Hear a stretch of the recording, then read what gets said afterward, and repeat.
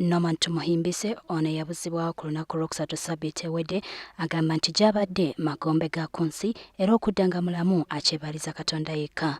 Tumuhimbise ono agamba nti yakwatibwa ng'ennaku z'omwezi 19 era annyonnyola nti yaligibwa emiggo emizibu nga bakirako abakuba ensolo y'oku ttale. Medical review ngera medical report bweziraga ne banfuuyira ebintu ebimu mu maaso.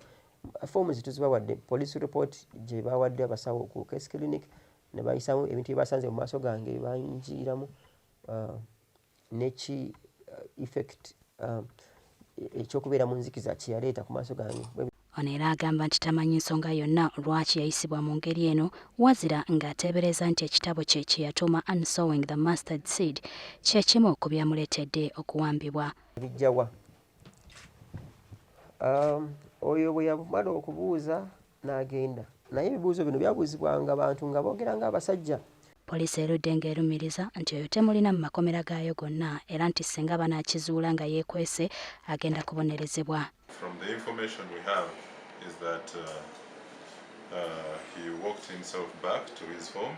Wabula era agambye nti poliisi yo teyinza kumanya wa gy'abadde kubanga naye tasobola kutegeera kitundu ki mwabadde akuumibwa. Ne bambi neewuunyiza ku levo ya Enanga ne munne Onyango nti bo mu kumanya kwabwe okusinga ekyo kye basobodde okulaga ensi nga nabo batamanyi.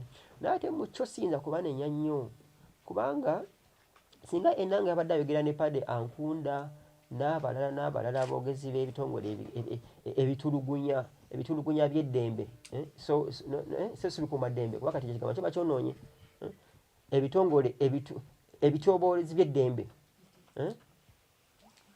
oba oli awo wandibadde ogamba mu kyabadde ayogera kituufu naye kati kirabika naye tamanyi.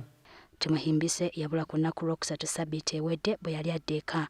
Okuva olwo wabaddewo okusika omugwa wakati wa poliisi n'ab'enju ya Tumuhimbise ssaako n'abavubuka ba Jobless Brotherhood.